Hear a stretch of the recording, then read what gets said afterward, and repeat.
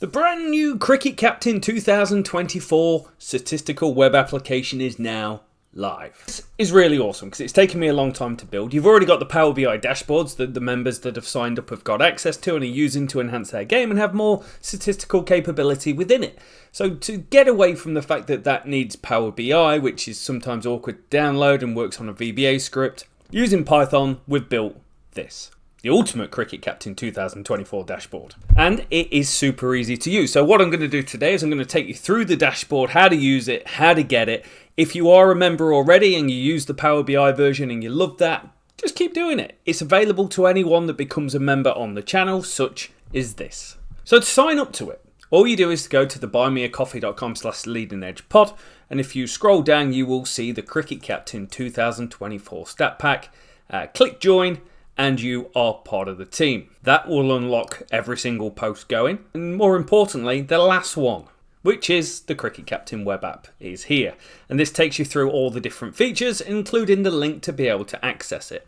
Gives you a little bit of a breakdown of every single stat going, and for just £5 a month, I think adds heaps of value to the game. How did I build it? Well, lots and lots of code. So essentially everything that I built in VBA is now in here, and it goes through every single scorecard in the game, pulls out the match data, the game data, the batting data, and the bowling data. Created a generic homepage, and then all these different views. You can see just the batting one has just over 16,000 lines. So a whole lot of work has gone into every single tab on here. There may be a couple of teething issues. I've done as much testing as I can, but it's really get it out there, see what people think of it, see if they like it, see if it enhances the game just as the Power BI dashboard has. So, to use it and what it can do. So it comes with an easy step-by-step guide. In your game, go into any scorecard you want from the match data and click save. So here you can see we're in one of the West Indies saves. I think this is season 14 or 15. To get into the scorecards, it depends what you want to do. For me, generally when I do a save, I extract all the data. For the West Indies save, I've narrowed it down just to either the domestic stuff or the test team. So if you're doing just your team, you can click into tours and world ratings, and you can just go through and save each one of these. So you click on it, you click save, and then OK. And do that for as many as you like. Then it says locate the text files. So that is very easy to do because it's either going to be the Windows one. If you're on Windows, you just change the username with your username. If you know where they are, that's great. Or if you're on Mac, you follow that link. So for me, I've already saved them here. So you can see I've just changed it to my username and then which version of the game it is. If I go back into Charges things, it's got all the different versions of the games, and you just click on save. And then this has got all your different save files. Scroll down, it's got these folders which I've created, and all you need to do is if you're on Windows, right click, new folder, and call it Scorecards. And in there is where your scorecards are going to go.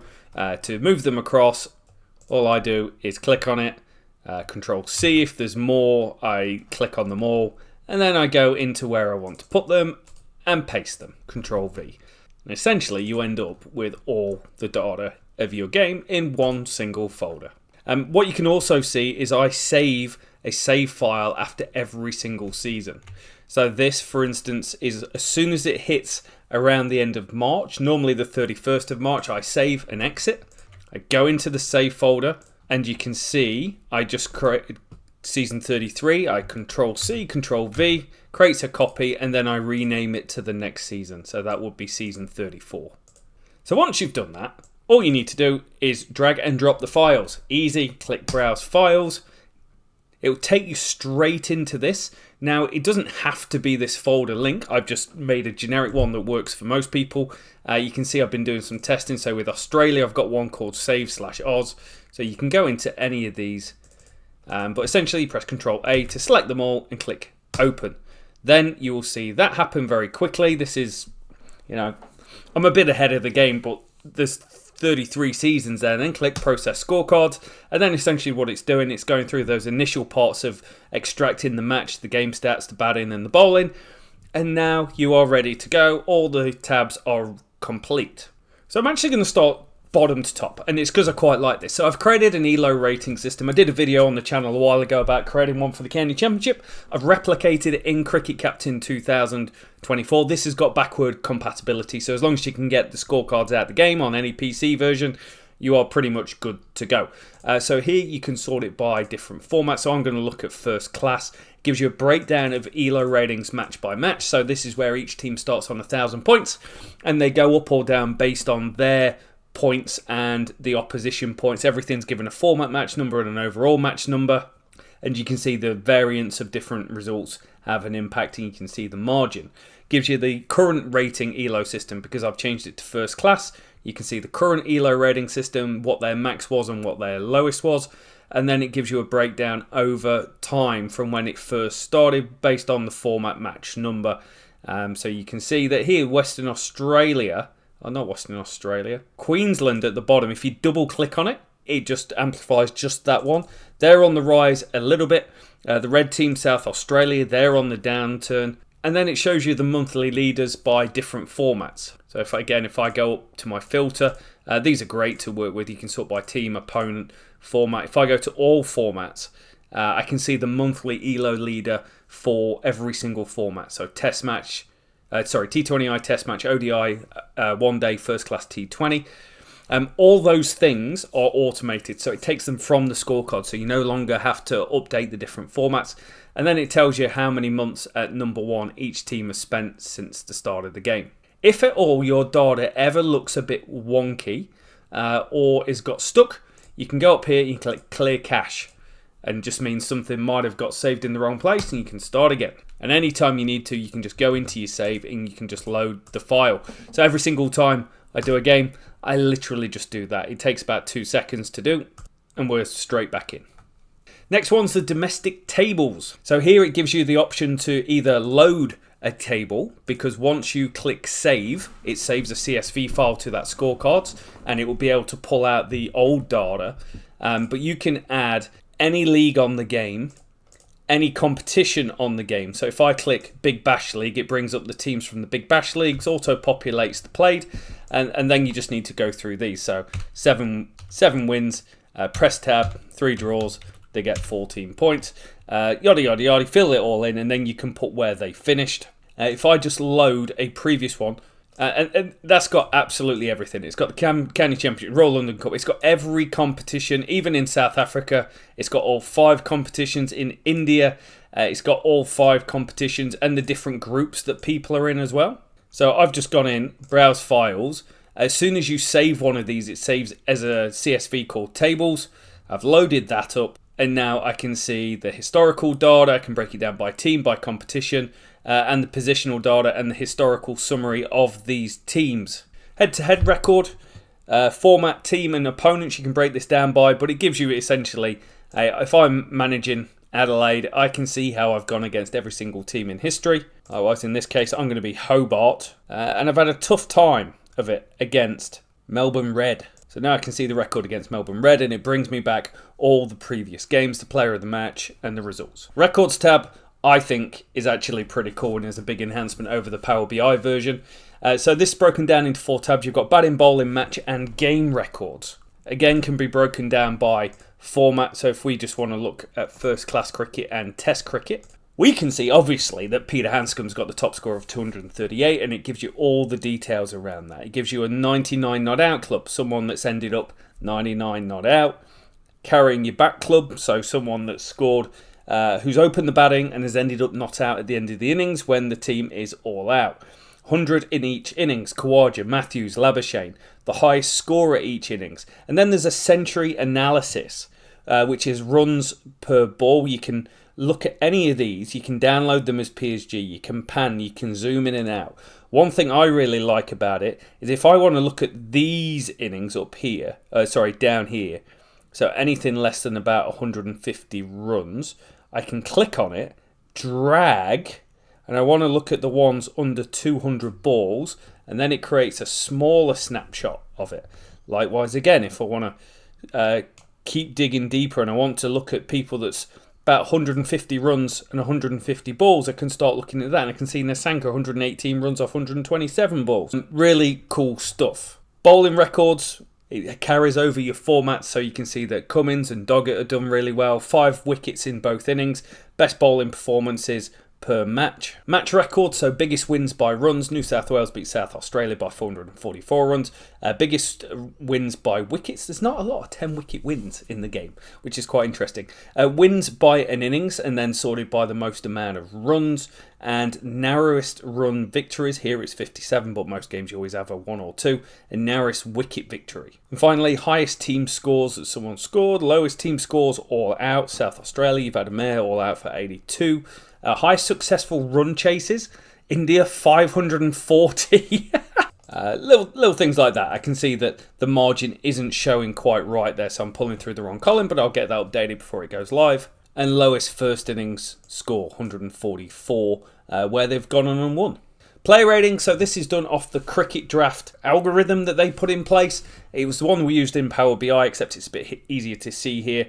At the moment, it shows you batting, bowling, all-rounders. You can click into any of them. You can filter by player, filter by team, and it will give you the latest ratings and ratings accumulated over the season.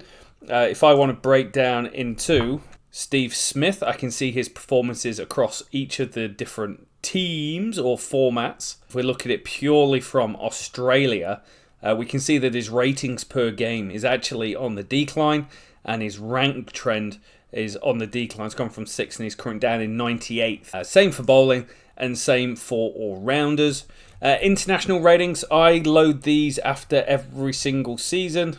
Again, once you've input all the data, so you can literally go through and add all the different teams and put the ratings, click the year you want, click save, or you can browse files, upload previous versions of this that you have saved, and now you can see the positional ratings for teams over time and the ratings history as well. So Australia just slightly pipping it at the top. Team stats, exactly what it says on the tin. You can break down by bat team, bowl team, format and year.